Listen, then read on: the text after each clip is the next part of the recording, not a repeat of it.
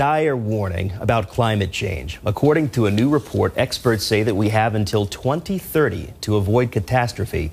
It also says if unprecedented changes are not made and made soon, there will be irreversible damage to the planet. Sooner or later, the floods, the hurricanes, the fires, everybody's fed up with it. And if you're a farmer in the heartland, you're noticing that parasites and pests are showing up sooner in the growing season and sticking around longer, and that costs you money.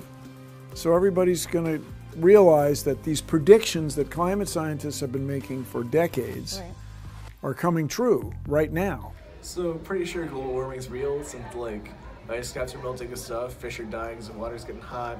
There's like a bunch of pollution everywhere and stuff. It's not good. There's a hole in the ozone layer, letting in a bunch of like harmful rays. It's been warm out so far, but it should be snowing.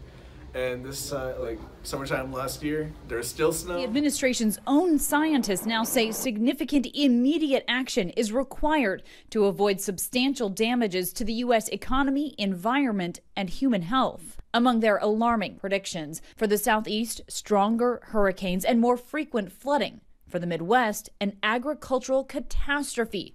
Extreme heat destroying crops. 10% of the country's gross domestic product gone by the end of the century. Hundreds of billions of dollars lost.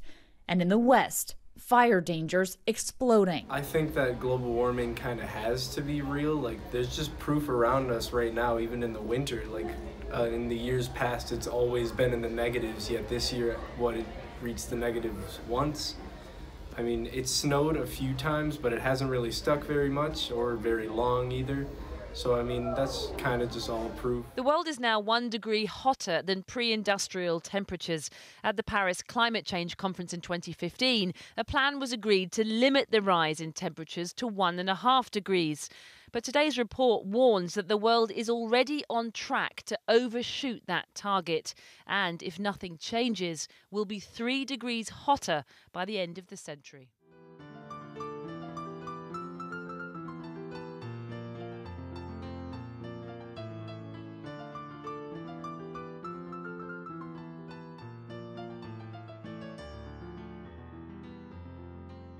Many teachers teach differently. Some ways of teaching don't work for students, while some do. These are some students' opinions on good and bad ways to teach. I think the worst way a teacher could teach is when they're not involved with their students or when they're not being too engaging.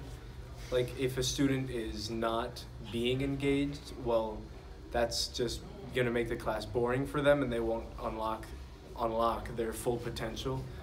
But I'd say the best way to teach is in trying to involve every student as much as possible, or try to keep the lesson a little bit fun. Like, it can't always be fun, but when it can be, just try to do that. So the worst way of teaching is probably just giving notes, not explaining them, just having them be there while students just kind of stare and hope to understand what's going on. Or the best way is still notes, but going through them, making sure people understand them. When questions are asked, actually answering them thoroughly. I feel like the best way of teaching is when a teacher makes you write down the notes and goes through and explains it to you as you're working, so you understand everything and they can answer whatever questions you might have. I think the worst way of teaching is when they make you self-teach and they don't really go over the notes themselves. So I feel like that could be improved by them just explaining what they're trying to teach us so that we have an idea of what it means.